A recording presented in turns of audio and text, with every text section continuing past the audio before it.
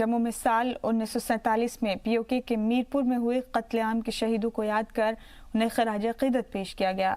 पाकिस्तानी कबायलियों और पाकिस्तानी फौज ने 25 नवंबर को ही पीओके के मीरपुर में ऐसा कत्लेआम मचाया जिसमें तकरीबन 18,000 लोगों को मौत के घाट उतार दिया गया। हजारों लोग मीरपुर से खदेड़ दिए गए। बचे हुए लोग भूखे प्यासे जम्मू पहुंचे और पनाहगज़ीनों की जिंदगी जीने को मजबूर हुए। जम्मू में शहीद हुए लोगों के कुनबे के लोगों और साथियों ने हर साल की तरह इस साल भी उन्हें याद किया।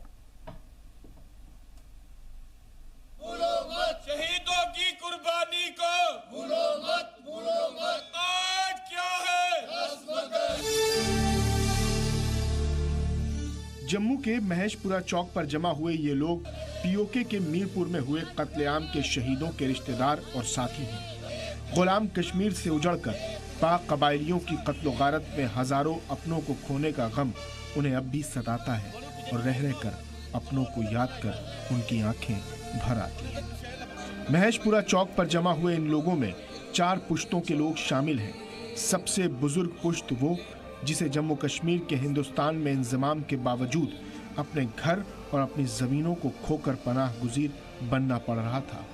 बाकी लोग उन 3 नस्लों के हैं जिनका अपने इस पुश्तैनी इलाके से रिश्ता सिर्फ बड़े बुजुर्गों की सुनी हुई यादों के जरिए जुड़ा है। अपने बुजुर्गों को खराज अकीदत पेश करते हुए पनाह गुज़ीरों की शिकायत उस वक्त की हुकूमत से भी है। हमारी गवर्नमेंट ऑफ इंडिया, हमारी स्टेट गवर्नमेंट हमारी मदद करेगी, लेकिन उस वक्त प्राइम मिनिस्टर जो इंडिया के थे और जो हमारे महाराजा इनके के बीच में पॉलिटिकल कन्फ्लिक्ट चल रहा था, उसकी वजह से उन्होंने हमारी फौजें थे मीरपुर नहीं भेज दी और हमारा अम्निशन वहाँ पर ख़त्म हो गया। जब अम्निशन ख़त्म हो गया कि वहाँ पर एडमिनिस्ट्रेशन ने उनका ये फ़र्ज़ बनता था, उन्होंने रात को फैसला किया कि हम मतलब है कि यहाँ से सुबह निकल करके अपने घोड़े निकल करके जम्मू चले जाएंगे। उनका फर्ज बनता था कि वो मीरपुर के लोगों को इन्फॉर्म करते कि हम सुबह जा रहे हैं और आप भी हमारे पास पीछे पीछे चलो, हम आपको प्रोटेक्शन, हमारा मतलब इतना नुकसान नहीं होता। 25,000 आदमी थे हमारे उस मीरपुर के लोग में, 18,000 2 दिन में मारे गए, बाकी रह गए 7,000 में से 3,500 ने कैदी बनाकर एलिबेग कैंप में ले गए और 3,500 जिसमें मैं भी शामिल था। पता नहीं किस वजह से, किस्मत से, बदकिस्मती से वो हम सीधे रास्ते आए, हमें कोई गोली नहीं लगी, क्योंकि जिस वक्त हम आ रहे थे इधर से भी गोली आ रही थी, इधर से भी गोली आ रही थी। जिसको गोली लगती थी वो नीचे गिर जाता था, जिसको नहीं लगती थी वो आगे निकलता। उन 3,500 में मैं भी एक था जो हम मतलब सीधे रास्ते पहुँचे। 7 दिन हम मतलब है कि रात को दिन रात चलते रहे, बगैर खाना खाए हुए, बगैर पानी पिए हुए हम 7 दिन के बाद जम्मू पहुँचे। तो इस वजह से मतलब है कि ये हमारे। अब आपको मीरपुर में हुए इस कत्लेआम की दास्तान मुख्तसरन बताते हैं। पनाह गुज़ीरों के मुताबिक साल 1947 में जब हिंदुस्तान पाकिस्तान के बीच बंटवारा हो रहा था, इस दौरान पाकिस्तान वाले पंजाब से हजारों की तादाद में हिंदू और सिख मीरपुर पहुंच रहे थे, वहीं मीरपुर के मुसलमान पाकिस्तान जा रहे थे। 25 नवंबर साल 1947 को मीरपुर में वहां के शहरियों का गुनाह सिर्फ इतना था कि वो पाकिस्तानी कबायलियों और फौज के सामने झुके नहीं, बल्कि ठान लिया कि जब तक उनके पास बंदूक की आखिरी गोली है तब तक वो पाकिस्तानी हमलावरों को मीरपुर शहर के अंदर दाखिल नहीं होने देंगे। 24 नवंबर 1947 के दिन मीरपुर के 25,000 लोगों ने उनके पास मौजूद बारूद और असलहे को ख़त्म होते देख खुद को लाचार महसूस करने लगे। ये हालात इसलिए बने क्योंकि उस वक्त की हिंदुस्तानी हुकूमत और रियासत जम्मू कश्मीर सरकार ने फौज को मीरपुर से दूर रखा, जिसका फ़ायदा पाकिस्तानी हमलावरों ने उठाया। असलहा न होने की वजह से मीरपुर के नौजवान और बचे हुए लोगों ने मोर्चा छोड़ना शुरू कर दिया, जिससे पाकिस्तानी हमलावर पूरी ताकत के साथ शहर में घुसे। 25 नवंबर 1947 के दिन 18,000 से भी ज़्यादा बूढ़े और नौजवान लड़के और लड़कियों के साथ साथ कम उम्र के बच्चों को भी बेरहमी के साथ मौत के घाट उतार दिया गया। इस कत्लेआम से घबराए लोग अपना घर बार छोड़कर श्रीनगर और जम्मू की तरफ भागे। लोगों की माने तो उस वक्त की हिंदुस्तानी हुकूमत और जम्मू कश्मीर रियासती सरकार ने अगर मीरपुर को अहमियत दी होती तो शायद आज नज़ारा कुछ और होता। हजारों बहू बेटियों ने कुओं में, नहरों में छलांगे लगा दी। हजारों आदमी को उन्होंने बकरे की तरह काटा और कितने ही लड़कियों को और कितने ही हमारी बहनों को पकड़ कर ले गए। आज तक हमारी किसी ने नहीं सुनी। यहाँ तक हमें मालूम है कि मीरपुर में कोई बर्फ़ नहीं पड़ती थी, कोई कुछ नहीं होता था। यहाँ बताया गया कि वहाँ बर्फ़ पड़ती है, इसलिए फ़ौज नहीं भेजी गई। हद हो गई है। हम वहाँ पर नारे लगाते रहे कि अभी हिंदुस्तानी फ़ौज पहुँचेगी, अभी हिंदुस्तानी फ़ौज पहुँचेगी, लेकिन किसी ने हमारी नहीं। हम जब कैंप में उन्होंने कैद कर दिया हमें थोड़ी देर के लिए, वो बड़ी मार्मिक घटना थी। गोली तो चलती ही थी, लेकिन जो लोग बाकी बच गए थे, जो तो 30-40 की लेडीज़ थी, उनको तो ले गए उठा के, और जो 40 से ऊपर थी वो दुख सहने के लिए रह गई। उनको उनके सामने उनके पतियों को ले जाते थे, रोज़ उनको अलग रखा था, लेडीज़ को अलग था, तो वो ले जाते थे। तो ऐसी तो पशु को भी नहीं मारते, हाथ उनके बांध देते थे, लाइन में ले जाते दरिया के किनारे, पत्थर पर उनकी गर्दन रख देते थे, ऊपर से कुल्हाड़े से मारते थे। गोलियों से तो जो मारे पहले मर गए, कुल्हाड़े से मारते थे, और अगर एक कुल्हाड़े से गर्दन नहीं निकली तो दूसरी बार फिर प्रहार करते थे। ये सच है कि वक्त बीतने के साथ इस कत्लेआम की चश्मदीद गवाहों की तादाद हर साल लगातार कम होती जा रही है, लेकिन तारीख इन ज्यादतियों की गवाही मारे गए और मुतासिर लोगों की जबान से आगे भी देती रहेगी। लोगों के मन में सवाल पनपते रहेंगे कि क्या इस कत्लेआम को रोका नहीं जा सकता था। जम्मू से अभय प्रगाल की रिपोर्ट, जी मीडिया। बढ़ते हैं खबरों में आगे। वादी में हालात के पेश नज़र सियासी लीडरान की नज़र बंदी का सिलसिला जारी है। श्रीनगर के MLA हॉस्टल से सियासी कैदियों के पास से 11 मोबाइल बरामद किए गए हैं। इंतजामिया ने इस सिलसिले में मामला दर्ज कर कानूनी कार्रवाई शुरू कर दी है। ये रिपोर्ट देखिए। श्रीनगर के MLA हॉस्टल से सियासी कैदियों के पास से 11 मोबाइल बरामद किए गए हैं। 33 सियासी लीडरान के कमरों की तलाशी के दौरान शनिचर को पुलिस ने 11 मोबाइल फोन और सिम कार्ड बरामद किए हैं। इंतजामिया ने इस सिलसिले में मामला दर्ज कर कानूनी कार्रवाई शुरू कर दी है। गौरतलब है कि कुछ दिनों पहले सियासी कैदियों के रिश्तेदारों ने इस बात पर नाराजगी का इजहार किया था कि उन्हें चेकिंग के दौरान कई मरहलों से गुजरना पड़ता है। दूसरी जानिब पुलिस कार्रवाई के दौरान ये बात सामने आई है कि ये लोग यहाँ से दूसरे लीडरान से बात कर रहे थे और अब पुलिस इनके कॉल की तफसीलात की जांच कर रही है। इस मामले पर बीजेपी लीडरान का कहना है कि जेल को जेल ही होना चाहिए। पुलिस की तरफ से भी थोड़ी बहुत लैप्सिंग हो गई है, थोड़ा बहुत ये है कि, और उनको फिर उन्होंने बाहर आके वो फिर बोलते थे कि नहीं जी हमारे को ये ज़्यादा तंग करते हैं, हमारे को अंदर जाने नहीं देते हैं, हमारे को उनसे मिलने नहीं देते थे। अब ये है कि फ़ोन इनके कैसे पहुंच गए अंदर। तो अब ये फ़ोन भी ये तो इलीगल है बेसिकली, ये जो भी इन्होंने किया है ये तो इसके खिलाफ जो भी जिसके खिलाफ भी कार्रवाई करनी चाहिए वो करनी चाहिए। दूसरी बात है कि ये नॉर्म्स के खिलाफ है और अगर ये जेल है तो जेल में फोन अलाउ नहीं है। इस मामले पर जेडीयू के रियासती सदर ने भी रद्द-ए-अमल का इजहार करते हुए कहा कि सरकार को पहले से इसकी वजाहत पेश करनी चाहिए, उसके बाद किस तरह से उनके पास फोन पहुंचे, कहां कोताही हुई, इन तमाम की तफ्तीश होनी चाहिए। सेक्शन कौन सा सेक्शन है, क्या जुर्म है इनका, किस बात पे इन लोगों को बंद किया गया है, क्यों इनको डिटेन किया गया है, क्यों इनको मोबाइल फ़ोन अलाउ नहीं है, क्यों बीमार वहाँ पर लोग पड़ रहे हैं, क्यों के साथ बद से बदतर सलूक किया जा रहा है। देखिए हमारी पार्टी का जानक सवाल है, हमने हमेशा गांधी के देश पे भरोसा किया, हम मानते हैं गांधी। रियासती इंतजामिया ने MLA हॉस्टल को गुज़िश्ता इतवार को सब जेल का दर्जा देते हुए National Conference, Congress, PDP, People's Conference और अवामी इत्तेहाद पार्टी के 33 लीडरान को सेंटूर होटल से ट्रांसफर किया था। इन लीडरान में साबिक वजीर तालीम नईम अख्तर, साबिक डिप्टी स्पीकर सरताज मदनी, साबिक समाज फलाह बहबूद के वजीर और पीपल्स कॉन्फ्रेंस के चेयरमैन सज्जाद गनी लोन, श्रीनगर के डिप्टी मेयर शेख इमरान, साबिक वजीर और नेशनल कॉन्फ्रेंस जनरल सेक्रेटरी अली मोहम्मद सागर के अलावा साबिक IAS शाह फैसल भी शामिल हैं। ज़राए के मुताबिक ये भी खबर मिली है कि कुछ सियासी लीडरान को रिहा भी किया जा सकता है। जी मीडिया के लिए श्रीनगर से फारूक वानी की रिपोर्ट।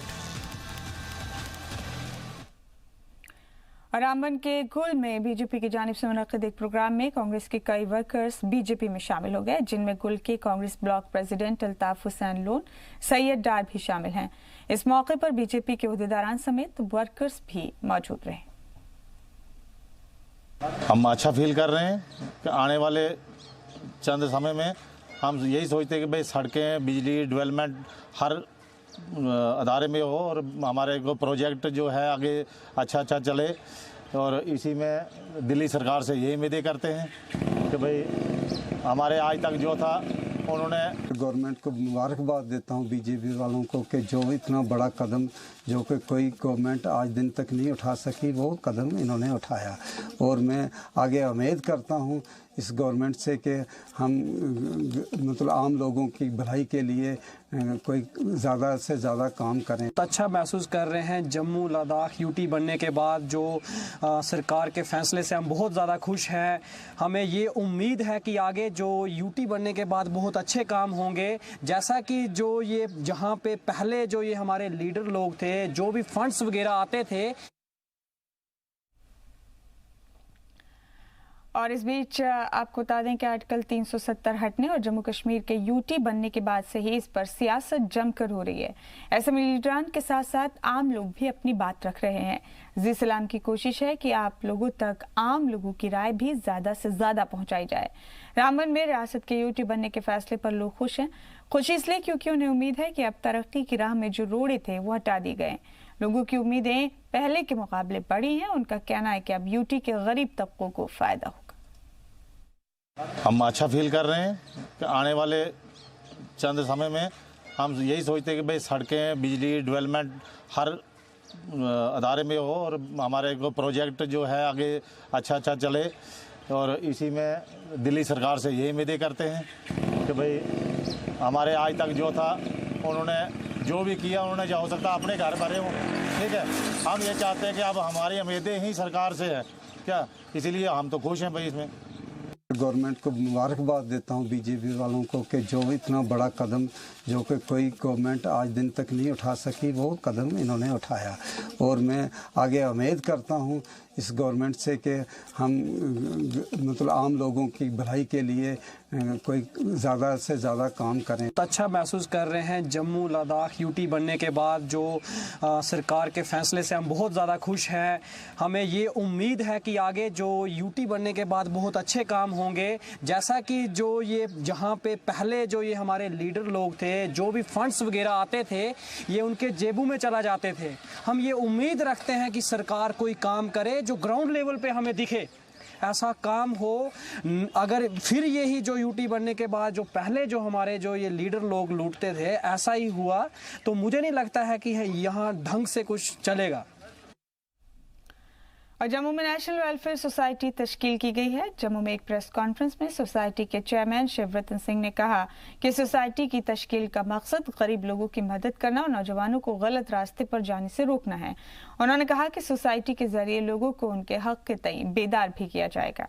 मतलब यही है कि जो डाउन ट्रॉडन लोग हैं उनकी हेल्प करनी है, और जो पिछड़े हुए लोग हैं और जिन लोगों को कोई इतनी नॉलेज नहीं है किसी बात की, हम उनकी मदद करेंगे, उनके साथ जाएंगे जहाँ भी जाना पड़े। हाँ, मेन पर्पज़ यही है हमारा इसमें कमेटी का। ये तो ना तो ये कोई पॉलिटिकल कमेटी है, ना कोई ये NGO है। ये एक सोशल कमेटी हमने बनाई है, सोसाइटी बनाई है, ताकि लोगों को दबे कुचले लोग जो हैं उनकी मदद कर सकें जितनी भी हो सके हमारी।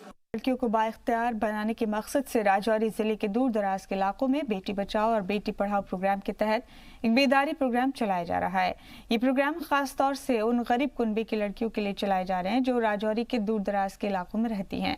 बहुत से self help group, handicraft making centre ने बेदारी प्रोग्राम शुरू किया है और सेंटर स्पॉन्सर स्कीम गरीब घरानों की लड़कियों को बाइख्तियार बनाने में सरगर्म है। खासतौर से वो लड़कियां जो स्कूल छोड़ चुकी हैं और वो भी जो तालीम याफ्ता हैं, वो भी सेल्फ हेल्प ट्रेनिंग प्रोग्राम को ज्वाइन कर रही हैं, जिसमें मुख्तलिफ तरह के कोर्स शामिल हैं। इस तरह के सेंटर राजौरी के थाना मंडी, धारहाल, फतेहपुर वगैरह दूर दराज के इलाकों में वाक़ हैं। वाज़ेह है कि तरबियाती सेंटर बिल्कुल मुफ्त में लड़कियों को ट्रेनिंग फराहम करा रहे हैं और हर सेंटर पर हर लड़की को 700 रुपये मुआवजा भी दिया जा रहा है। कि इतना कोई कर भी नहीं सकता है, मगर मेरी बच्चियां दूर दूर से आती हैं, बहुत दूर दराज इलाके से आती हैं, गांव से आती हैं। कुछ गरीब मिस्कीन बच्चियां हैं, यतीम बच्चियां हैं। इनको 700 रुपया मंथली दिया जाता है। दिन भर ये पूरा काम करके 3-4 बजे घर जाती हैं बेचारी। तो इनको सरकार की तरफ से धागा, कपड़ा, शाल, सूट वगैरह मिलते हैं। आरी ये काम करके तो फिर आगे जो जिनने मेरे पास सीखा है उनने आगे सोसाइटियाँ खोली, सोसाइटी में काम कर रही हैं। गांधरबल के जिला अस्पताल में नेशनल डिवॉर्मिंग डे मनाया गया, जिसमें बड़ी तादाद में 1 साल से 10 साल तक के बच्चे मौजूद रहे। वाज़ेह है कि नौज़ायदा बच्चों और स्कूली बच्चों को पैरासिटिक वर्म इन्फेक्शन से महफूज रखने के लिए और इसके तय लोगों में बेदारी लाने के लिए नेशनल डिवॉर्मिंग डे मनाया जाता है। इसी ज़िम्मे में महकमा सेहत की जानिब से जम्मू कश्मीर के अलग अलग अजला में मुख्तलिफ मरहलों में पैरासिटिक वर्म इन्फेक्शन के तय बेदारी तकरीब का इनेकाद किया जाएगा।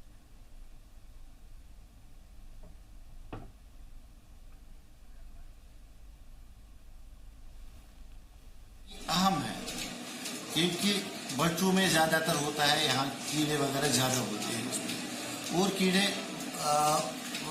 इसकी वजह से बहुत सारी बीमारियाँ हो जाती हैं और कभी कभी इनमें ऑब्स्ट्रक्शन भी हो सकती है जिससे बच्चा मर भी सकता है। इसलिए गवर्नमेंट ऑफ इंडिया ने ये काम किया कि हर 6 महीने बाद इन बच्चों को ये एंटी डिवॉर्म टिक्की एक खाली है 400 मिलीग्राम, ये चबानी होती है, इससे ये कीड़े खत्म हो जाएंगे। और सिर्फ इतना ही नहीं, इससे होता है कि ऑब्स्ट्रक्शन वगैरह। और सीधे रुक करेंगे एक बार फिर से मुंबई के ग्रैंड हयात होटल का। वहां पर अब उद्धव ठाकरे भी पहुंच गए हैं। मुंबई के ग्रैंड हयात होटल की तस्वीरें देख रहे हैं इस वक्त अपने टीवी स्क्रीन पर आप। 162 अरकान असेंबली एक एक करके यहाँ पहुंचने वाले थे और यहाँ परेड होने वाली है MLAs की। तो बहुत दिलचस्प हो गया है सियासी मुकाबला। अब महाराष्ट्र में आपको बता दें कि शनिचर को अचानक से सुबह सुबह देवेंद्र फडणवीस ने CM ओहदे का हलफ लिया था। उनके साथ अजीत पवार ने नायब वजीर आला ओहदे का हलफ लिया। उसके बाद शरद पवार ने दावा किया कि अजीत पवार ने जो भी हरकत की उससे उन्हें कोई लेना देना नहीं है, उसका उन्हें इल्म नहीं था। अजीत पवार ने उनके साथ गलत किया है। अब अक्सरियत साबित करने की जंग शुरू हो चुकी है। मुंबई का ग्रैंड हयात होटल है ये जो देख रहे हैं इस वक्त अपने टीवी स्क्रीन पर आप।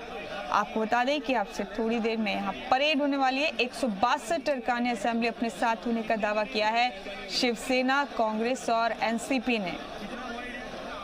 मुसलसल ये दावे किए जा रहे थे शरद पवार, उद्धव ठाकरे और कांग्रेस की जानिब से कि अजीत पवार और BJP अक्सरियत साबित नहीं कर पाएंगे। अक्सरियत मुकम्मल तौर पर NCP, कांग्रेस और शिवसेना के साथ है। तस्वीरें मुंबई की देख रहे हैं इस वक्त आप अपने टीवी स्क्रीन पर।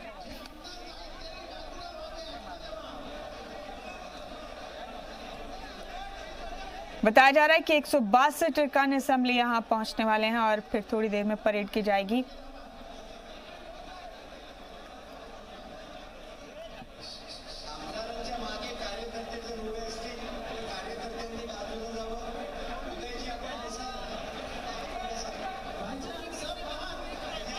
तस्वीरें मुंबई की देख रहे हैं आप।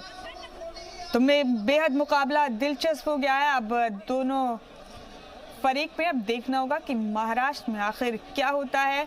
देवेंद्र फडणवीस ने CM ओहदे की हलफ ली थी, उन्होंने चार्ज भी अपना संभाला। हालांकि अजीत पवार ने अपना चार्ज अभी तक नहीं संभाला है। आज उन्हें भी पहुंचना था अपने ऑफिस और अपना चार्ज संभालना था। इससे पहले NCP के सीनियर लीडर छगन भुजबल ने कोशिश की आज अजीत पवार को मनाने की, लेकिन बात नहीं बनी। NCP चाहती है कि अजीत पवार मान जाएं ताकि पार्टी और कुनबे में टूट ना हो।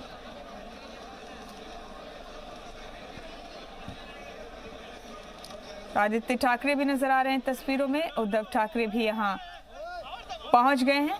मुंबई के होटल ग्रैंड हयात की तस्वीरें हैं जो इस वक्त अपने टीवी स्क्रीन पर आप देख रहे हैं।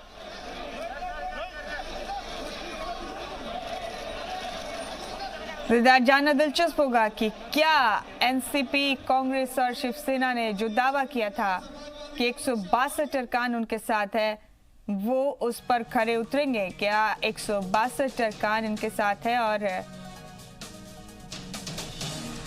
क्या होगा कि ये बड़ा सवाल है। दिलचस्प हो गया बेहद सियासी मंजर महाराष्ट्र में।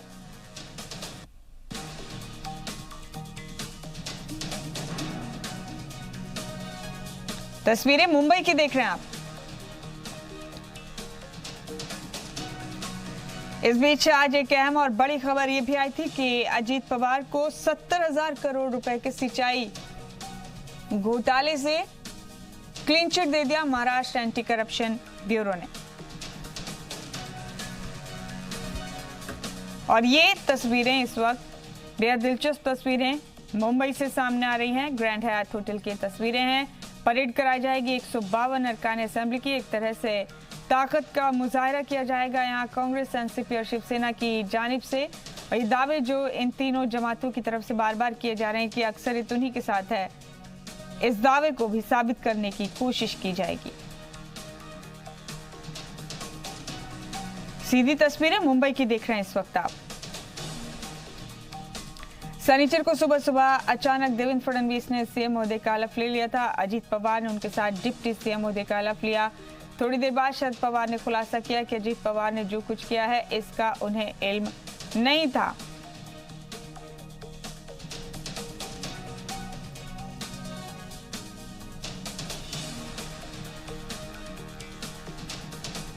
उद्धव ठाकरे भी पहुंच गए हैं होटल हयात में। आदित्य ठाकरे भी यहां पहुंच गए। शरद पवार और सुप्रिया सूले यहां पहले ही पहुंच गए थे। आसिफ इकबाल हमारे नुमाइंदे हमारे साथ मौजूद हैं। आसिफ, मुंबई के होटल हयात की तस्वीरें हम फिर से अपने नाजरीन को दिखा रहे हैं और एक पूरा होर्डिंग, पूरा बोर्ड भी किसी ने उठाया, VR 162। क्या आसिफ पूरे के पूरे 162 MLA जिनका दावा किया जा रहा था एनसीपी, कांग्रेस और शिवसेना की जानिब से, वो पहुंच चुके हैं होटल हयात में? थोड़े से लोग और पहुंचने बाकी हैं और मैं आपको बताऊं कि साफ तौर पे है, गिनती भी होगी क्योंकि बार बार इस सारी चीजें जो घूम फिर के आके रुकती हैं मुमताज, वो गिनती पर ही रुक रही है, अंकगणित पर ही रुक रही है। इसलिए अंकगणित का फैसला भी हो जाएगा। जो 2-4 लोग इधर उधर रह गए जिनकी गाड़ियां ट्रैफिक में फंस गई थी, जैसा कि लोग बता रहे हैं, वो भी बहुत जल्दी पहुंचने वाले हैं। मतलब साफ है कि इस अंकगणित के ही मैथमेटिक्स को ही इसको सॉल्व करने की कोशिश कर रही है एनसीपी, शिवसेना और कांग्रेस पार्टी। ये तीनों पार्टियां मिलकर ये बताना चाह रही है, खास तौर पे कल सुबह 10:30 बजे फैसला आने वाला है, उससे पहले वो अपनी ताकत का मुजाहरा करना चाहते हैं। वो बताना चाहते हैं कि देखिए हमारे पास हमारे विधायक मौजूद थे, हम अंकगणित के हिसाब से भी बहुत मजबूत थे। 145 का आंकड़ा चाहिए होता है सरकार बनाने के लिए, हमारे पास 162 विधायक मौजूद है, उसके बावजूद हमें सरकार बनाने के लिए नहीं मौका दिया गया। और दूसरी तरफ वो ये भी कोशिश करेंगे कल सुबह जो फैसला आने वाला है उससे पहले तमाम देश के लोगों को ये बता सके कि देखिए हमारे पास हमने पूरी तैयारी कर रखी थी। और मैं आपको सबसे बड़ी बात बताऊं कि शरद पवार का, देखिए कहीं ना कहीं से ये बात कहना बहुत लाजमी है मुमताज, कि शरद पवार का जो डैमेज कंट्रोल था उसको वो मजबूत करने की कोशिश कर रहे हैं, उसको वो चाक चौबंद करने की कोशिश कर रहे हैं। चाहते हैं कि वो मैसेज कन्वे कर सके कि अजीत पवार ने उनको धोखा दिया और इसीलिए वो अपनी तमाम कोशिशें दूसरी सरकार बनाने के लिए कर रहे हैं। और जिस तरह शिवसेना और कांग्रेस लगी हुई है उससे ज्यादा एनसीपी लगी है और बार बार एनसीपी के विधायकों पर सवाल भी खड़े हो रहे हैं क्योंकि अजीत पवार ही अपनी लिस्ट जो लेकर गए थे जिसके बेस पर राज्यपाल ने बीजेपी को सरकार बनाने का न्योता दिया था, उस लिस्ट को वो खारिज करना चाहते हैं, बताना चाहते हैं। मैं आपको बताऊं कॉन्स्टिट्यूशनल राइट भी अगर वो सीएलपी लीडर उनको हटा दिया जाता है पार्टी की तरफ से तो वो फिर अपने पार्टी के विधायकों की कोई बात नहीं कर सकते हैं। और जो आज मुतकुल रोहतगी ने जो बात रखी है, जो बीजेपी के वकील है, जो आज सुप्रीम कोर्ट में दलीलें पेश कर रहे थे, उसमें भी उन्होंने रखा कि देखिए हमको तो जो अजीत पवार आए और अजीत पवार ने जो लिस्ट दी हमें, हम उसी लिस्ट को आगे लेकर बढ़े और हमें ये मानना था हमारा कि सीएलपी लीडर जब किसी पार्टी का ला के हमको लीडर देता है तो इसका मतलब है कि उसकी पार्टी तैयार है हमारे साथ आने के लिए और हमने उसी बेस पर सरकार बनाया है। तो अब देखिए अब डैमेज कंट्रोल अब बीजेपी को भी करना पड़ेगा, बीजेपी को ये बताना पड़ेगा कि 170 विधायकों की जो बात कर रहे थे वो लोग जो बार बार ये कह रहे थे कि 170 विधायकों का समर्थन पत्र उनके पास मौजूद है, वो कहाँ है, कैसे है, किस तरीके से है, उन्हें अब बताना पड़ेगा, समझाना पड़ेगा। और इसीलिए आज ये जो बड़ा आप कह सकती हैं कि विधायकों, और ये इस बात की तस्दीक हमने सुबह ही की थी कि आज ऐसा हो सकता है कि देर शाम तक विधायकों की परेड कराई जाए। ये अलग बात है कि परेड राज्यपाल भवन में ना करा के परेड एक प्राइवेट होटल में कराया जा रहा है, लेकिन कम से कम परेड तो हो रहा है और गिनती भी अभी होगी। मैं आपको ये भी बता दूं मुमताज कि गिनती भी होगी, उसके हस्ताक्षर भी दिखाए जाएंगे और चेहरों से वाकिफ भी कराया जाएगा। मुमताज। आसिफ, इस बीच एनसीपी की जानिब से मुसलसल ये कोशिश हुई है आज दिन भर की किसी तरह से अजीत पवार को मना लिया जाए। अक्सरियत साबित नहीं कर पाएंगे अजीत पवार, ये तो बार बार कहा जा रहा है एनसीपी की जानिब से, लेकिन आज छगन भुजबल ने भी उनसे मुलाकात की लेकिन बात नहीं बनी। मुमताज की अजीत पवार भी बहुत आगे चले गए और ये जो खबरें आ रही थी अभी जो हमने बताया अभी कुछ देर पहले अपने तमाम नाज़रीन को कि देखिए अजीत पवार के पीछे जाने के पीछे एक बहुत बड़ी रणनीति थी कि उनके जो टेंडेंट हैं, जो लगातार उनके ऊपर केसेस हैं, वो उससे रिलीफ मिले और उसका हल भी देखने को मिला।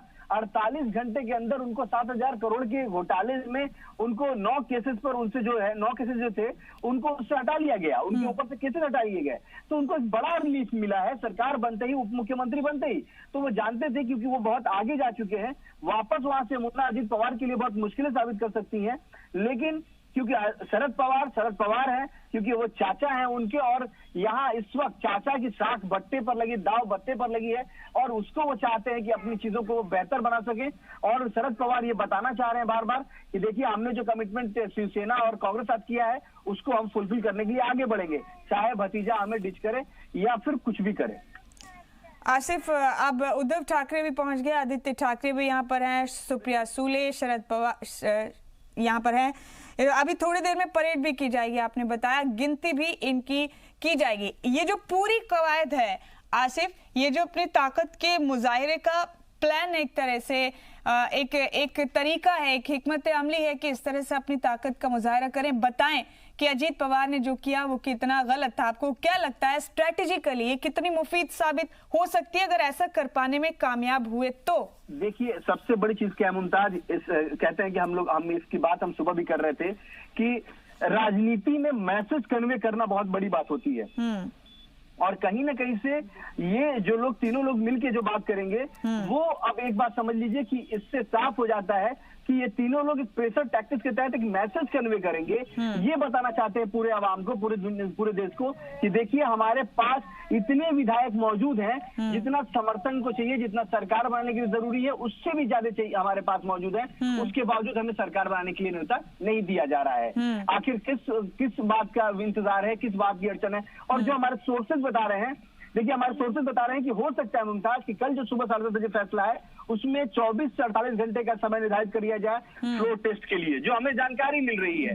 देखिए सोर्सेज हैं, अभी इसको पुख्ता जानकारी हमने पुख्ता नहीं कह सकते हैं, हम इसे मोहर नहीं लगा सकते हैं, लेकिन हमारे सोर्सेज जो स्वस्थ सूत्र है वो बता रहे हैं कि कल जो सुप्रीम कोर्ट से फैसला आ सकता है उसमें जो टेक्निकलिटी है उसको समझते हुए सुप्रीम कोर्ट 24 से 48 घंटे का वक्त निर्धारित कर सकता है और ये कह सकता है कि आप जो भी बीजेपी और अजीत पवार है उनको कह सकता है कि आप बहुमत साबित कीजिए। तो ये कहीं ना कहीं से देखिए एक बात साफ है कि शिवसेना भी बहुत आगे जा चुकी थी, वहां से रिवर्ट करना बहुत मुश्किल था। शरद पवार अब बहुत आगे बढ़ गए हैं, इसलिए अब वो रिवर्ट बैक नहीं कर सकते हैं क्योंकि वो चीजें बहुत आगे जा चुकी है। अब वो सुप्रिया सुले को भी मैदान में ला चुके हैं। आप देख सकती हैं कि सुप्रिया सुले को ऐसे देखा जाता था शरद पवार के साथ बहुत बार, लेकिन जिस तरीके से इस बार लीडिंग भूमिका में सुप्रिया सुले हैं, क्योंकि आपने कल भी एक फोटो आपने देखा होगा, एक तरफ आदित्य ठाकरे और एक तरफ शरद पवार के पोते के साथ सुप्रिया सुले ने फोटो खिंचवा के एक ट्वीट किया, संजय राउत के साथ किया, तो वो कहीं ना कहीं से सुप्रिया सुले को भी शरद पवार एस्टैब्लिश करना चाहते हैं और ये कोशिशें बहुत लाजमी थी। पहले से माना जा रहा था कि अगर अजीत पवार हटेंगे तो सुप्रिया सुले उसकी जिम्मेदारी संभालेंगे और कहीं ना कहीं से वही हुआ। अजीत पवार इस समय हाशिए पर है एनसीपी की नजर में और एनसीपी अब सुप्रिया सुले को लीड करने की भूमिका में बार बार ले आ रही है, क्योंकि शरद पवार के साथ आज भी होटल पहुंचने वालों में सुप्रिया सुले सबसे पहले थी। जी ठीक है आपने आसिफ, कदम ब कदम और हर गुजरते लम्हे के साथ बेहद दिलचस्प मंजर होता जा रहा है महाराष्ट्र का। बहुत शुक्रिया आपका, आप जुड़े हमारे साथ इस अहम खबर पर। आसिफ, ये तस्वीरें मुंबई के होटल हयात के आप देख रहे हैं इस वक्त अपने टीवी स्क्रीन पर। आइन की किताब के पहले पेज की तस्वीर यहाँ पर लगाई गई है। VR 162 इसके भी होर्डिंग्स यहाँ पर लगाए गए हैं। और इससे पहले शिवसेना के तर्जुमान संजय राउत ने जो ट्वीट किया था इसको लेकर कि हम शाम को 162 MLAs के साथ है, यहाँ पर उन्होंने टैग भी किया था इसे गवर्नर भगत सिंह कोश्यारी को और कहा कि गवर्नर आए और आज शाम को हम 162 MLAs को एक साथ देखें।